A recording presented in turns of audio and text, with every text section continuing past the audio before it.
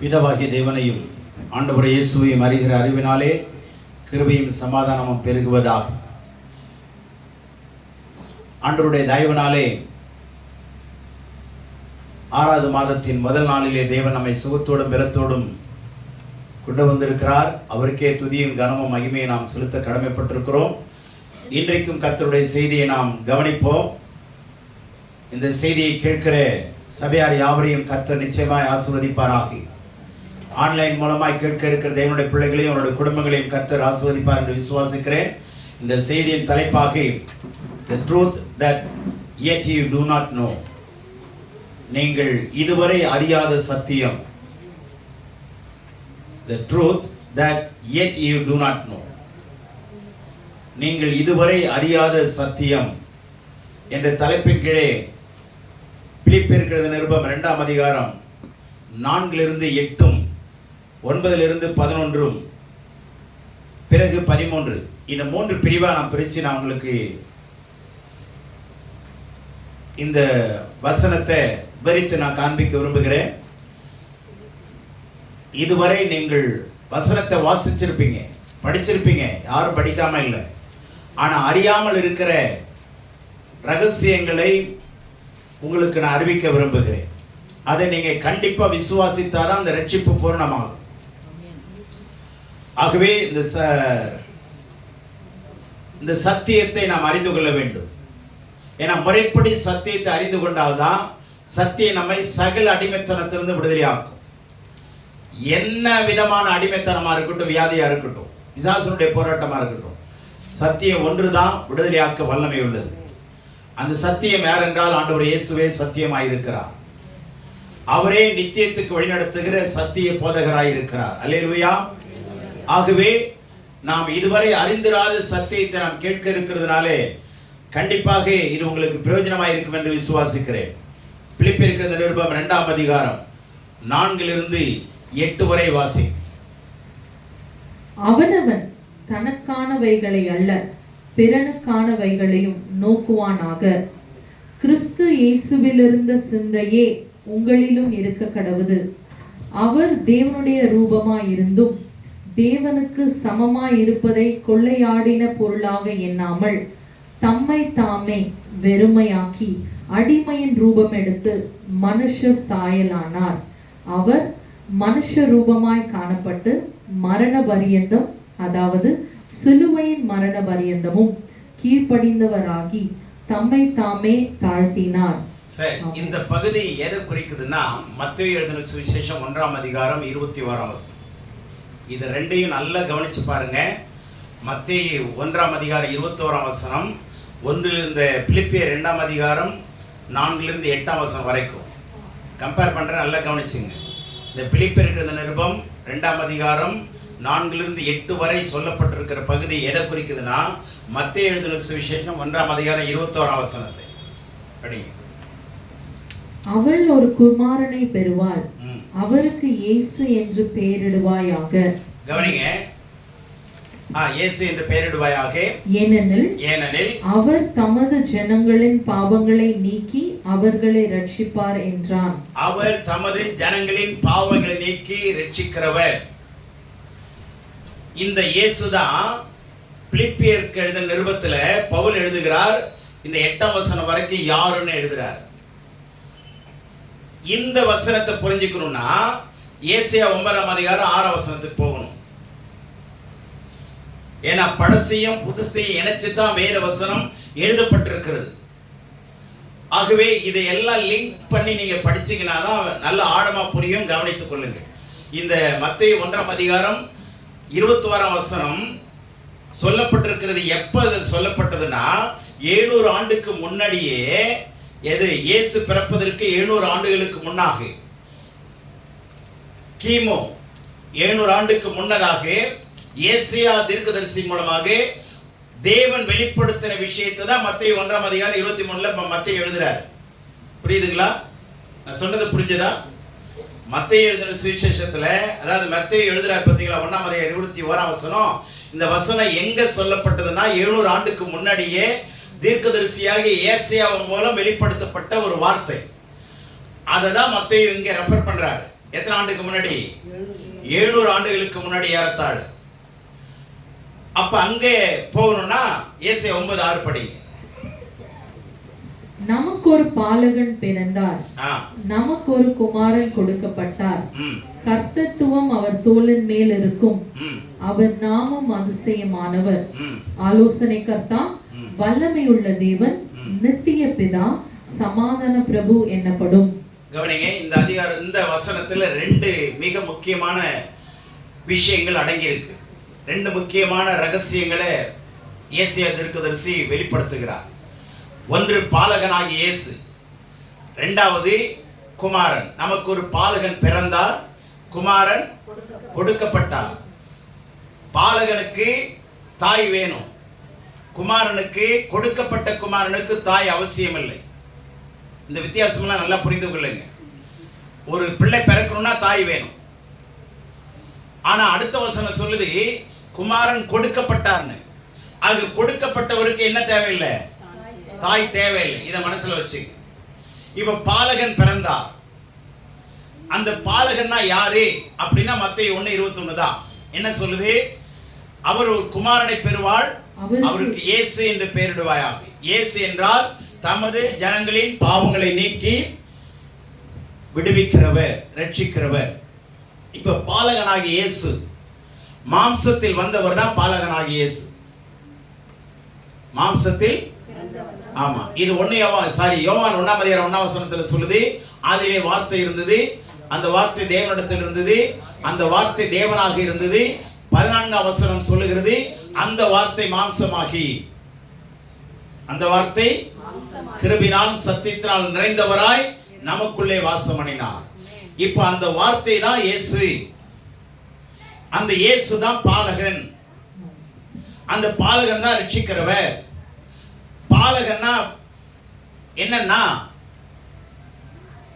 தலை வெட்டப்படுகிற சிலுவையிலே அவர் ஜீவனை கொடுக்கிற அனுபவம். அது பாலகன்கிறது என்ன? சிலுவையிலே ரத்தம் சிந்தி ஜீவனை கொடுக்கிற ஒரு பேருக்கு தான் பாலகன் சொல்றது. தேவ ஆட்டுக்குட்டின்னு சொல்லுவாங்க. ஏன்னா ஆட்டுக்குட்டி தானே பழைய காலங்களில் பலியிடுவாங்க. அப்ப தேவ ஆட்டுக்குட்டி யாரு? பாலகனாகிய இயேசு. நிறைய வார்த்தைகள் இருக்கு, புரிந்து கொள்ளுங்க. இந்த தேவ ஆட்டுக்குட்டிங்கிறது ஏன் பாலகனாகிய இயேசு தான் சொல்றார். ஏன்னா அந்த ஆடு வெட்டப்படும். எங்க வெட்டப்பட்டது? சிலுவையில். அப்ப சிலுவையிலே வெட்டப்பட்ட அந்த ஆட்டுக்குட்டிக்கு பேர் தான் யாரு? தேவ ஆட்டுக்குட்டி. அவருக்கு தான் பேர் என்ன? மத்தேயு 1:21 இயேசு.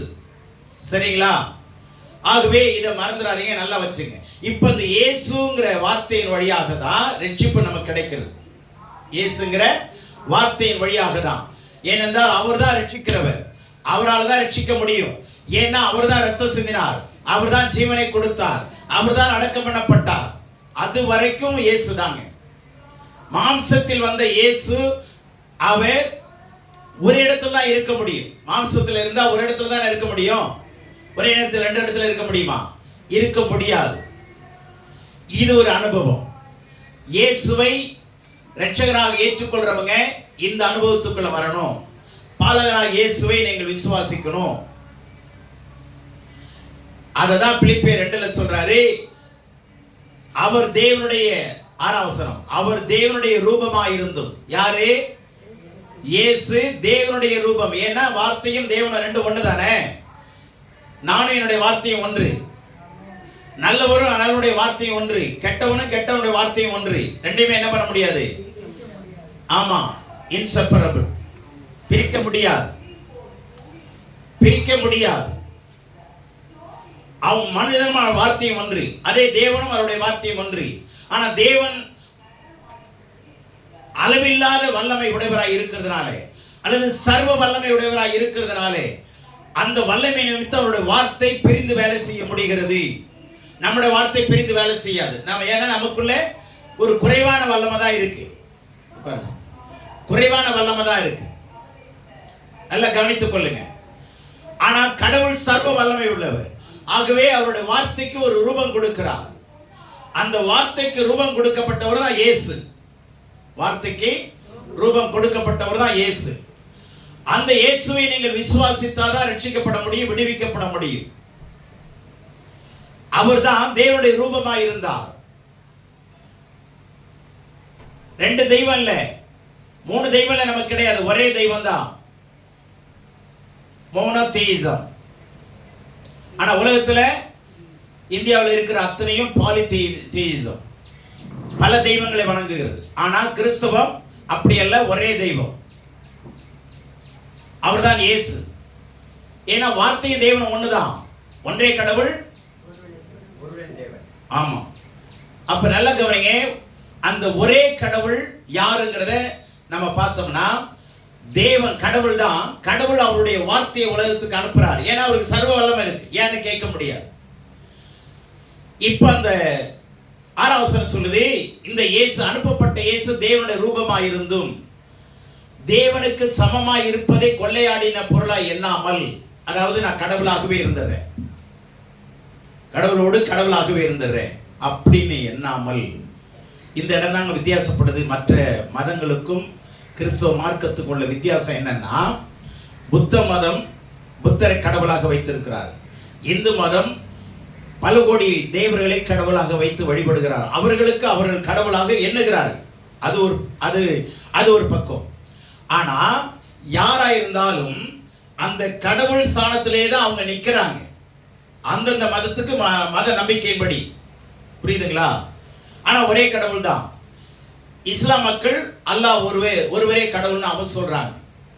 இவங்க எல்லாமே கடவுள் ஸ்தானத்திலே நின்று விட்டவர்கள். ஆனா இயேசு எப்படி வித்தியாசப்படுகிறார் என்றால், அந்த கடவுள் ஸ்தானத்தை விட்டு மனிதனாக பிறந்ததுனால தான் வித்தியாசப்படுகிறார். கடவுளாகவே இருந்திருந்தார்னா நாமும் இவரை கடவுளா வச்சு வணங்கிட்டு போயிடலாம். இப்ப கடவுள் பக்தர்கள், பக்த கொடிகள். கடவுள் பக்தர்கள் ரெண்டா இருப்பாங்க. கடவுள் ஒருத்தர், அது கும்பிடுறவங்க ஜனங்கள். ஆனா நம்ம அப்படி இல்லை. நம்முடைய ஆண்டவர் கடவுளாக இருந்தார். ஆனா அந்த கடவுள் ஸ்தானத்திலிருந்து அந்த பதவியை துறந்து அதை கொள்ளையாடின பொருளாக எண்ணாம, இப்போ ஒரு பண மூட்டை கிடைச்ச, பொன் மூட்டை கிடைச்சிருச்சு. எங்கேயும் நம்ம போறோம், ஒரு பொன் மூட்டை, இவ்வளவு பெரிய பொன் மூட்டை கிடைச்சிருச்சு, அது ஒரு 5 கிலோ இருக்குன்னு வச்சுங்க. ஒரு பொன் மூட்டை 5 கிலோனா எவ்வளவு லட்சம், கோடி கணக்கில் வருது இல்லையா? அப்போ இதை நம்ம விட்டுருவோமா? விட மனசுதான் வருமா? வராது. ஆனா ஆண்டவர் என்ன பண்ணாரா, அந்த தேவனுக்கு சமமாய் இருப்பதை துறந்து இந்த பூமிக்கு என்ன பண்ணாரு, மனுஷனா எப்படி வந்தாரா, தம்மை தாமை வெறுமையாக்கி அடிமையின் ரூபம் எடுத்து மனுஷ சாயலானார். அடிமையின் ரூபமாக, வேலைக்காரனாக கூட வரல. என்னவா வந்தார் இயேசு? அடிமையின் ரூபம் எடுத்து. ஏன்னா அவர் உண்டாக்குற மனிதனை அவரை போல அவருடைய சாயலுக்கு இணையா கொண்டு வரணும். இதாங்க தேவனுடைய நோக்கம்.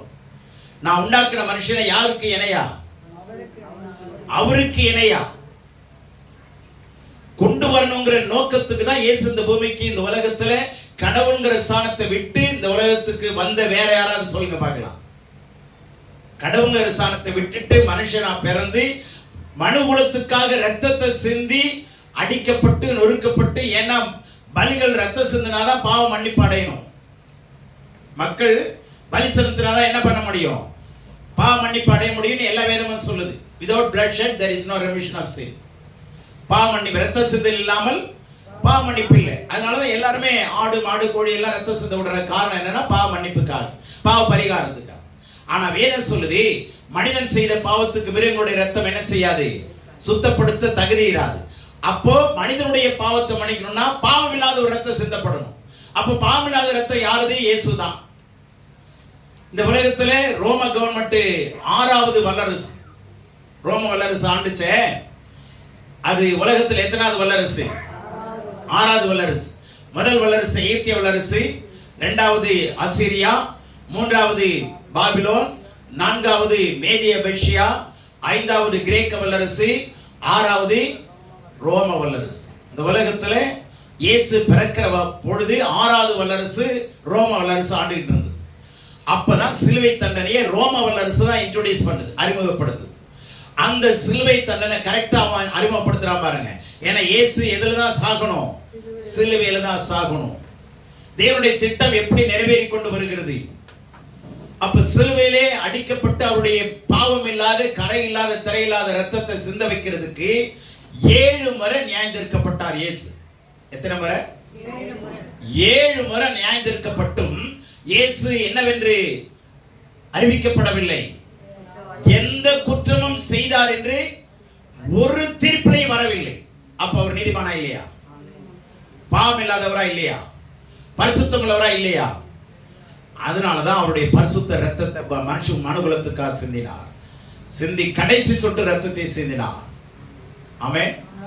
அடக்கம் பண்ணப்பட்டார். அவர் முன்னாடி சொன்னபடியே 3ஆம் நாள் உயிரோடு எழுந்தார். முன்னாடி சொன்னபடியே 3ஆம் நாள் உயிரோடு எழுந்தார். அது வரைக்கும் இயேசுங்கிற நிலைங்க. இயேசுங்கிற நிலை எது வரைக்கும்? அடக்கம் பண்ற வரைக்கும் இயேசு என்கிற நிலையிலே இருந்தார். அவரை நான் அப்படிதான் விசுவாசிக்கணும். சரிங்களா?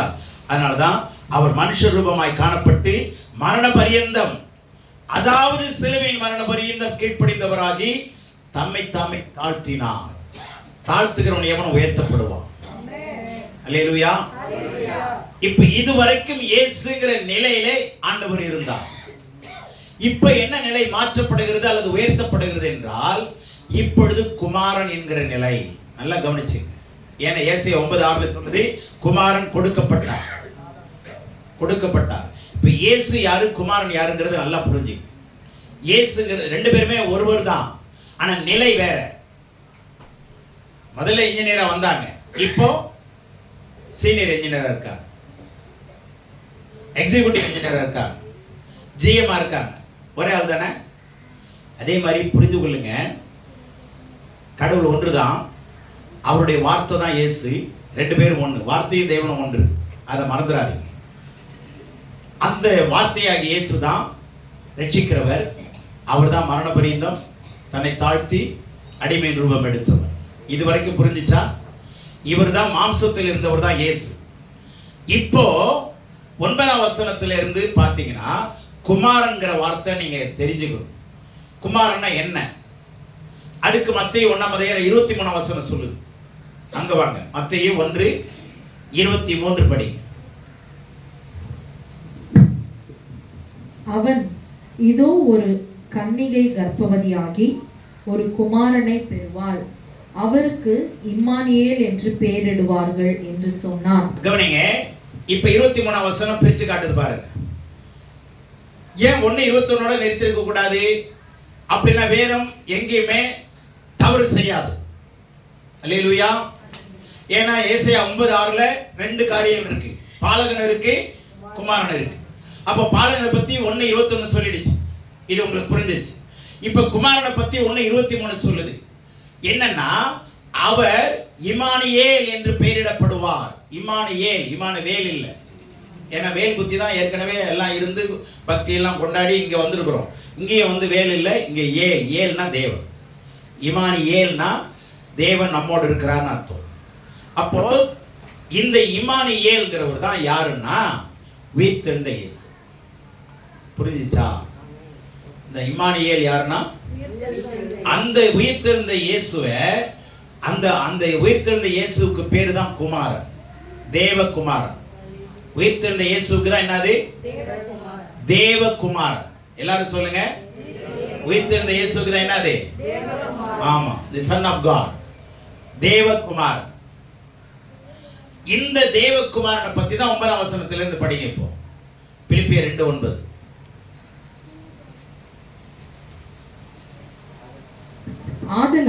ஆதலால் தேவன் எல்லாவற்றிற்கும் மேலாக அவரை உயர்த்தி. இப்ப பாருங்க, இப்ப தன்னைத்தான் தாழ்த்தி கீழ்ப்படிந்து மரித்தாரா?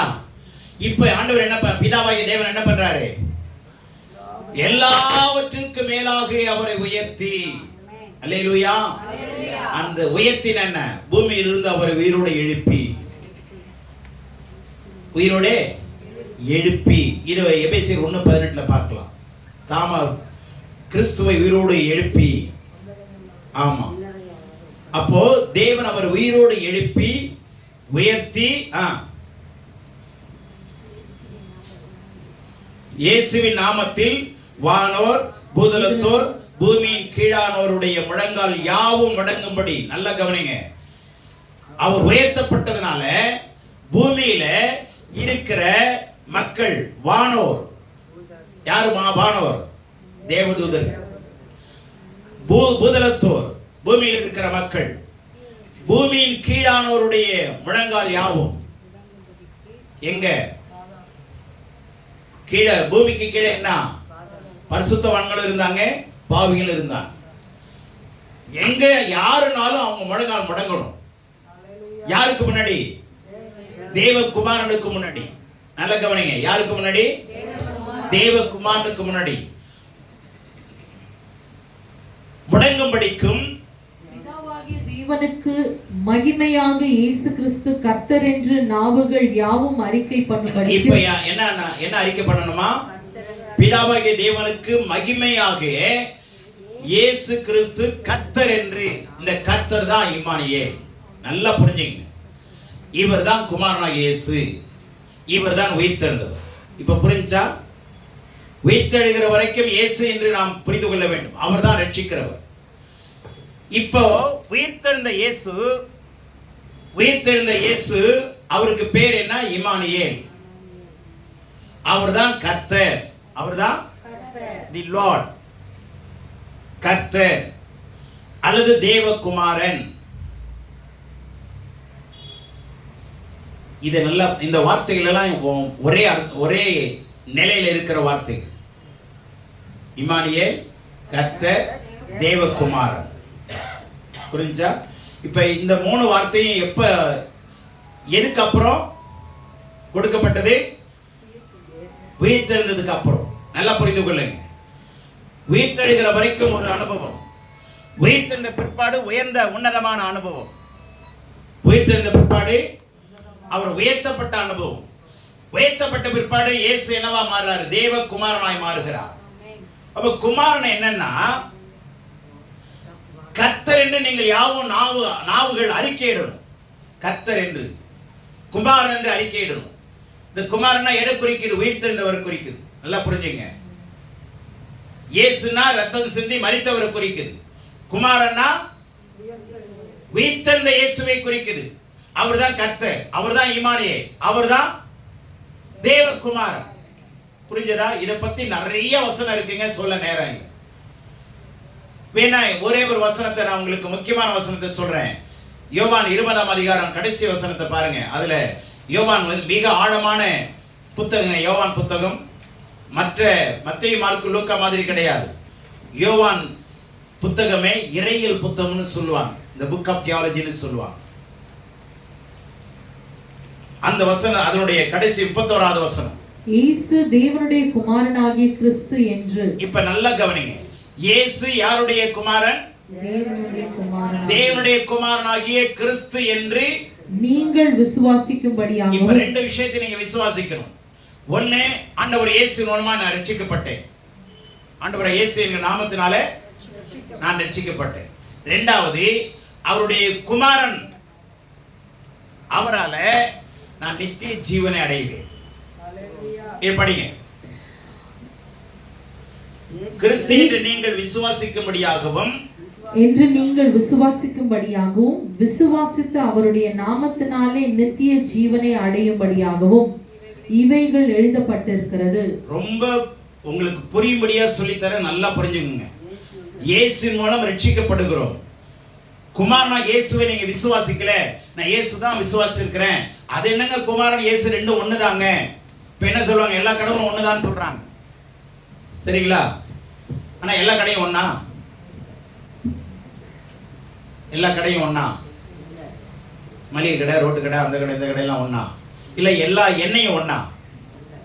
கடலை எண்ணெய், நல்லெண்ணெய் எல்லாம் ஒண்ணா? இல்ல இல்ல. அப்ப அதுக்கு மாத்திரம் வித்தியாசம் தெரியும், இதுல மாத்திரம் ஏன் ஒண்ணுன்னு சொல்றேன்? ஏன்னா தேடி கண்டுபிடிக்க தெரியாது. நம்ம ஜனங்களுக்கு வேதத்தை வாசிக்க தெரியாது. வேதம் கிடைக்கல. கிறிஸ்தவங்களுக்கு வேதம் இருக்கு, இஸ்லாமியருக்கு வேதம் இருக்கு. ஆனா இந்துக்களுக்கு என்ன கிடையாது? வேதம் இருக்கு, படிக்க முடியாது. எதுல இருக்காது? சமஸ்கிருதத்துல. அது தொட்டா தீட்டு, அதை படிச்சா தீட்டு. வேதம் கடவுளுடையது, கடவுளுக்கு சொந்தமானது, கடவுளை குறிக்கிறது, அது எல்லாருக்கும் சொந்தமானது. திருமறை எல்லாரும் சொந்தமா இல்லையா? அதையும் கொடுக்க மறுக்கிறாங்க அப்படின்னா அதுல மாதிரி நிறைய சட்ட சிக்கல் இருக்கு அவங்களுக்கு. அதனால படிக்க கூடாது, நாங்க மாத்திரம் தான் படிக்கணும், நீங்க எல்லாம் படிக்க கூடாது, நீங்க எல்லாம் கேவலமானவங்க, அப்படிதான் அவங்க சொல்றாங்க. அதனால எங்கள் திருமறையை தொடக்கூடாது, அது அவங்களுடைய தாற்பயம். ஓகே, விட்டுருவோம். ஆனா இங்கே ஆண்டவர், இங்கே யோவான் ரொம்ப அழகா சொல்றாரு, நீங்கள் அவரை கர்த்தர் என்று தேவனுடைய குமாரன் என்று விசுவாசிக்கும்படியாகவும் விசுவாசித்து அவருடைய நாமத்தினாலே நித்திய ஜீவனை அடையும்படியாகவும் இவைகள் எழுதப்பட்டிருக்கிறது. இதான் யோவானுடைய புத்தகத்தினுடைய கீவேர்டு. யோவான் புத்தகத்தினுடைய கீவேர்டு எதுனா 20:31 தான். அப்ப இயேசுவை விசுவாசித்த மாத்திரம் பத்தாது, உயிர்த்தெழுந்த இயேசுவினால இப்போ அவர் உயிர்த்தெழுந்த பிற்பாடு சரீரத்தில் இருக்கிறார், ஆவியா இருக்கிறாரா? ஆவியா இருக்கிறார். அப்ப ஆவியா இருக்கிற இயேசு எல்லா இடத்திலும் வியாபிக்க முடியுமா முடியாதா? எல்லா இடத்திலும் வியாபிக்க முடியுமா முடியாதா? ஆனா அந்த இடத்துல ஒரு வித்தியாசத்தை புரிந்து கொள்ளுங்கள். நம்முடைய ஆண்டவர் இயேசு தூணிலும் இருக்க மாட்டார், துருமிலும் இருக்க மாட்டார். ஆனா எதற்குள்ள இருப்பார்னா, அவரை விசுவாசிக்கிற உலகத்துல எந்த தீவுல, எந்த நாட்டுல, எந்த ஏரியாவில் இருந்தாலும் ஆண்டவர் அதே நேரத்தில் உங்க உள்ளத்துல வாசம் பண்ணுவார். அவரை ஏற்றுக்கொள்ளுடைய உள்ளத்துல மாத்திரம் தான் வாசம் பண்ணுவார். ஏன்னா அவர் சர்வ வல்லமையுடையவர். ஆமென். அவர் 3 முக்கியமான கேரக்டரிஸ்டிக்ஸ் என்ன?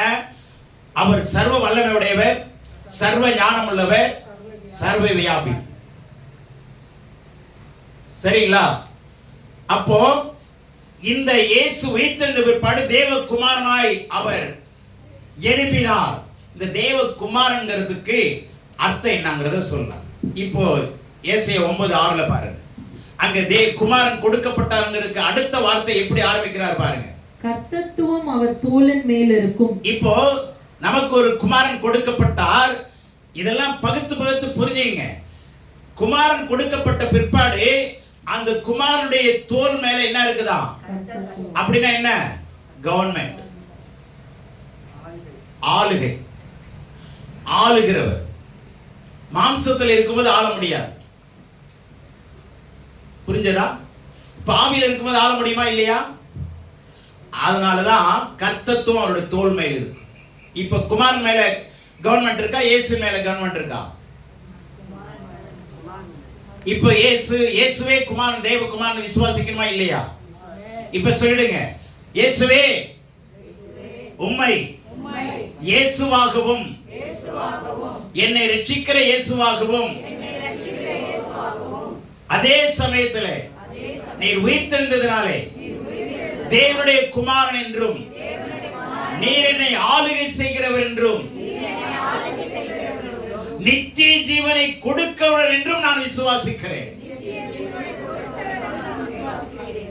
அல்லேலூயா. இது நல்லா புரிந்து கொள்ளுங்க. இப்போ இயேசு ரட்சிக்கிறவர், விடுதலையாக்குகிறவர், சோமாக்குகிறவர், ஆறுதல் கொடுக்கிறவர், சமாதானம் கொடுக்கிறவர், சந்தோஷம் கொடுக்கிறவர். உண்மைதான். அதே சமயத்தில் குமாரனா இயேசு உயிர்த்தெழுந்த பிற்பாடு அவர் சர்வ உலகத்தையும் ஆளுகை செய்கிற வல்லமையை கடவுளும் தேவன் அவருக்கு கொடுக்கிறார்.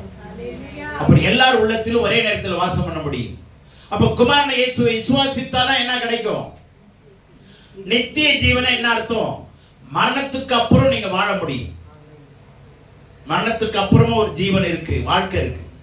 இதோட கடவுளோடு சேர்ந்து வாழுகிற வாழ்க்கை. அப்ப கடவுளோடு சேர்ந்து மரணத்துக்கு பிறகும் கடவுளோடு சேர்ந்து வாழணும்னா இந்த இயேசுவே தேவனுடைய குமாரன் என்று நீங்க விசுவாசித்தாதான் முடியும். ஆமென் சொல்ல மாட்டீங்களா? என்ன அமைதியா இருக்கிறீங்க?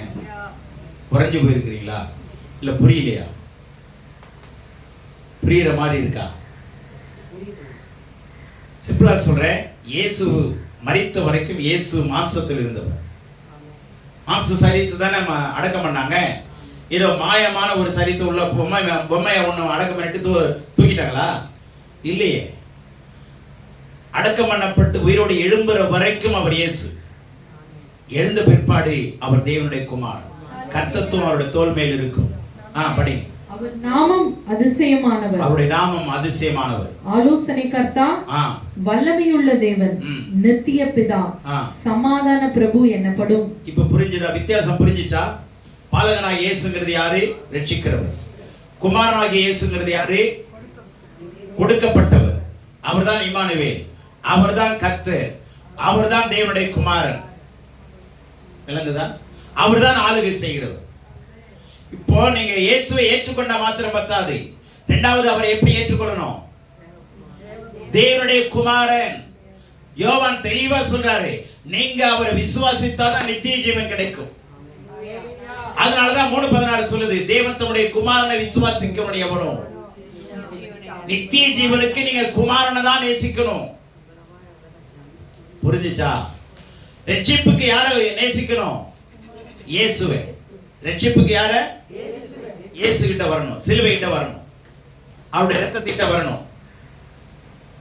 இப்ப புரிஞ்சா? இப்ப நீங்க ஆளப்படணும், கடவுள் உங்களை ஆளணும். அந்த கடவுளால் ஆளப்படணும், நீங்க நடத்தப்படணும். அப்படின்னா யாரை விசுவாசிக்கணும்? தேவகுமாரனை விசுவாசிக்கணும். அப்ப தேவகுமாரனை விசுவாசிக்கும் போது இயேசுவை ரிஜெக்ட் பண்ண கூடாது. இயேசு வேணா, தேவனுடைய குமாரனை விசுவாசி, ரெண்டு பேரும் ஒண்ணுதாங்கிறத மறந்துடாதீங்க.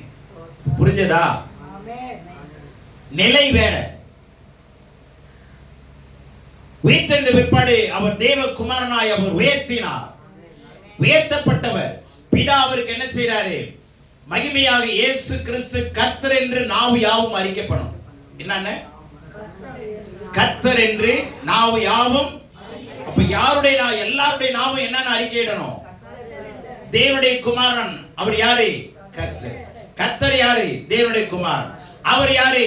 என்னோடு கூட இருக்கிற வாசமடைகிற இம்மானுவேல். இஸ்ராயேல் வேலெல்லாம் எடுத்துருங்க. சாமுவேல், இம்மானுவேல், தானியேல், அது கரெக்டா இருக்கு. இப்ப புது வேதாகமத்துல எல்லாத்தையும் மாத்திட்டாங்க. இப்ப புது வேதாகமம் வந்திருக்கு, அதுல இந்த வேலெல்லாம் எடுத்துட்டு ஏல் போட்டார். நல்லா இருக்கு. அதனால கவனிங்க, குமாரன இயேசு அவர்தான் தேவனுடைய குமாரன் விசுவாசிக்கணும். அப்பதான் என்ன கிடைக்கும்? நல்லா சொல்லுங்க. எந்த மாதிரி நித்திய ஜீவன் நமக்கு வேணும்னு விரும்புறீங்க? கிறிஸ்துவை அவருடைய குமாரன் என்று விசுவாசிக்கிறவர்களுக்கு நித்திய ஜீவன் உண்டு. அல்லேலூயா. தேவன் தம்முடைய குமாரனை விசுவாசிக்கிறவனோ அவன் கெட்டு போகாமல் நித்திய ஜீவன் அடையும்படி. அங்கேயும் வருது பாத்தீங்களா? கருத்து எங்கேயுமே வேதத்துல மாறாதுங்க. ஏன்னா எழுதுனது மனுஷன் இல்ல, பரிசுத்த ஆவியானவர். மனுஷனை கொண்டு பரிசுத்த ஆவியானவர் எழுதினா. நல்ல கருத்து எங்கேயுமே மாறாது. காலத்தின் அடிப்படையில் இந்த வேதத்தை படிக்கலாங்க. நீங்க எந்த வேதத்தையும் காலத்தின் அடிப்படையில் படிக்க முடியாது. நீங்க குரான் எடுத்துங்க, நான் குரான் படிக்கிறேன், எங்கேயுமே கிபி கிமுன்னு பார்த்ததே இல்லை. குரான்ல அந்த சரித்திரம் எங்கேயுமே கிடைக்கல. அது பாட்டு கதை மாதிரி எழுதிட்டு வருவாங்க.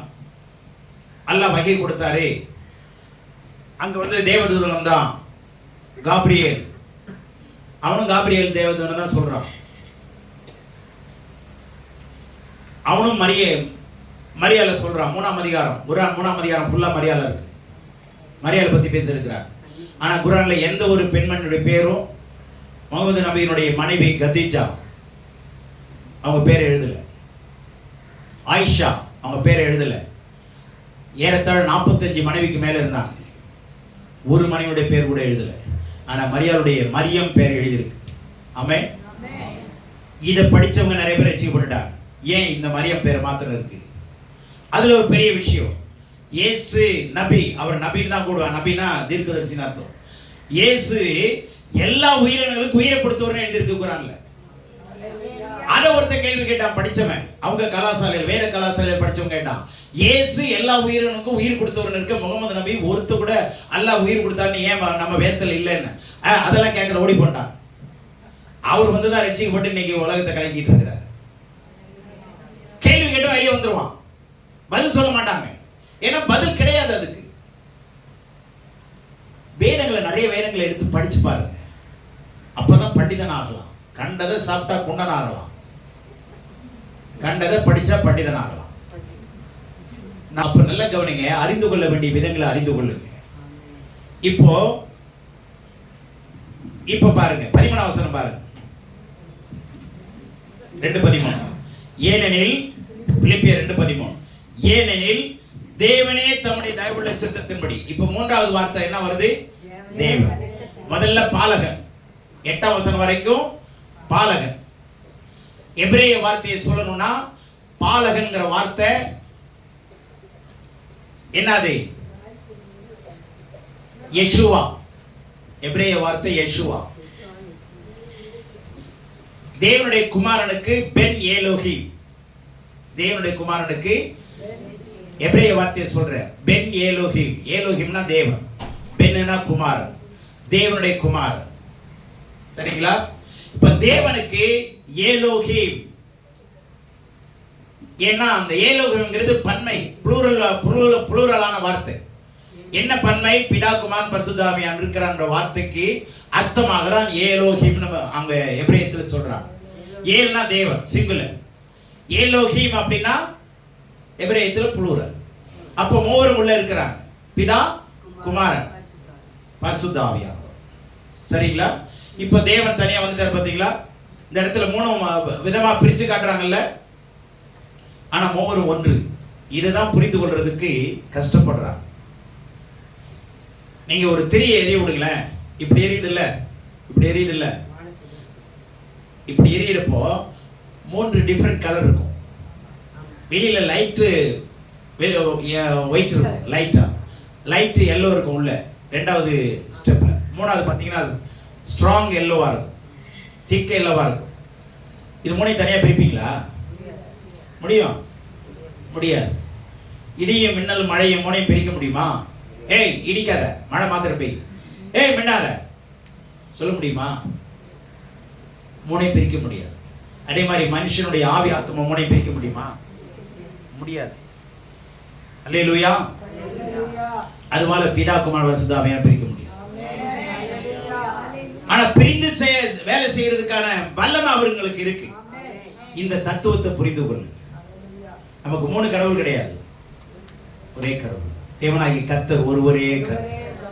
தேவனாகிய கர்த்தர் ஒருவரே கர்த்தர். எல்லா இடத்திலும் இந்த கருத்து எல்லா இடத்திலும் ஒன்று போல வரும். அதுதான் வேதத்தினுடைய மேன்மை. அல்லேலூயா. ஆகவே இந்த ஏசாயா 9:6, ஏசாயா 7:14 வாசிங்க. ஆதலால் ஆண்டவர் தாமே உங்களுக்கு ஒரு அடையாளத்தை கொடுப்பார். இதே ஏசாயா தீர்க்கதரிசிமா சொல்றார். இப்ப பாலகன் குமாரன் 9:6ல சொல்லிட்டு 7:13ல இன்னொரு தீர்க்கதரிசி சொல்றார். என்னது? இதோ ஒரு கன்னிகை கர்ப்பவதியாகி, இதோ ஒரு கன்னிகை கர்ப்பவதியாகி ஒரு குமாரனை பெறுவாள், அவருக்கு இம்மானுவேல் என்று பெயரிடுவாள். இது 700 ஆண்டுக்கு முன்னாடி பேசு. அப்போ இந்த தீர்க்கதரிசனம் அப்படியே நிறைவேறுதா இல்லையா? மத்தேயு 1:23ல எங்கேயுமே மாற்றம் இருக்கா? ஆண்டவர் பேசுனதாங்க. அவர் போய் சொல்ல ஒரு மனிதன் இல்லை. இயேசுவை இரட்சகராக ஏற்றுக்கொண்டவங்க பாக்கியவான்கள். இந்த இயேசுவை தேவனுடைய குமாரன் என்று சொல்லுகிறவர்கள் அதிக பாக்கியவான். இந்த இயேசுவே தேவனுடைய குமாரன். அவர்தான் என்னை ஆளுகை செய்கிறார். அவர்தான் என்னை ஆளுகை செய்கிறார். இந்த இயேசுவை அனுப்பினவர் தான் பிதா. அல்லேலூயா. புரிந்து கொள்ளுங்க. புரியலன்னா மறுபடியும் என்கிட்ட கேளுங்க, நான் மறுபடியும் உங்களுக்கு சொல்லித்தரேன். அல்லேலூயா. ஆகவே இது எல்லாம் வேதத்துல மறைஞ்சிருக்கு. கண்டுபிடிங்க. வசனங்களை இணைச்சு கண்டுபிடிங்க. இப்ப இந்த 3 வசனத்தையும் பிலிப்பியர், மத்தேயு 1:21, மத்தேயு 1:23, ஏசாயா 9:6, 7:13 எல்லாத்தையும் சேர்த்து வச்சு நீங்க படிச்சு பாருங்க. எவ்வளவு ரகசியங்கள் வெளிப்படுதுன்னு பாருங்க. அதனாலதான் நான் சொன்னேன், இதுவரை நீங்கள் அறிந்திராத சத்தியம். அல்லேலூயா. எல்லாரும் இயேசுவை தெரியும். எல்லா கிறிஸ்தவங்களுக்கும் இயேசுவை தெரியும். கர்த்தர் யாருன்னு கேளுங்க, அவதாங்க கர்த்தர். ஸ்கூல்ல சொல்லுவாங்கல்ல, ஏண்டா லேட்டா வந்தேன்னா நேராச்சுமா, ஏன்னா நேராச்சு லேட்டாச்சுமா, ரெண்டும் ஒண்ணுதான். அது மாதிரிதான் கதை இதில் சொல்லிட்டே போவாங்க. இயேசுனா யாரு? அவர் தான் கிறிஸ்து, அவர் தான் ரட்சகர், அவர் தான் இம்மானுவேல், அவர் தான். ஆனா பிரிச்சு சொல்ல தெரியாது. புரிஞ்சா? ஏன்னா சபை இதை அறிந்து கொள்ளணும். சபை அறிந்து கொள்ளலாம் நீங்க வளர முடியாது. ஏன்னா நித்திய ஜீவன் கிடைக்காம போயிடும்ல. எதுக்கா இயேசு பிறந்த வளர்த்து வந்தாரு? நித்திய ஜீவன் அடையணும், பாவம் மன்னிக்கப்படணும், என்ன போல நீ மாறணும், ஏன் சாயலாய் நீ மாற்றப்படணும். ரோமர் 8:29 வீட்டுல போய் படிச்சு பாருங்க. அவருடைய குமாரனுடைய சாயலுக்கு ஒப்பாக, குமாரனுடைய சாயல், ஏன்னா அவர் ஆளுகிறவர். அதுபோல நீங்களும் என்ன பண்ணணும்? ஆளுகை செய்யணும். நாம எல்லாம் ஆள பிறந்தவர்கள், மாள பிறந்தவர்கள் இல்ல. ஆண்டவரே என்னை தூக்கிற ஆண்டவரே, எனக்கு வேணாம் ஆண்டவரே. அதுக்கு எதுக்கு ரட்சிக்கப்பட்டீங்க? நான் வாழ விரும்பல ஆண்டவரே ஏன் சொல்லணும்?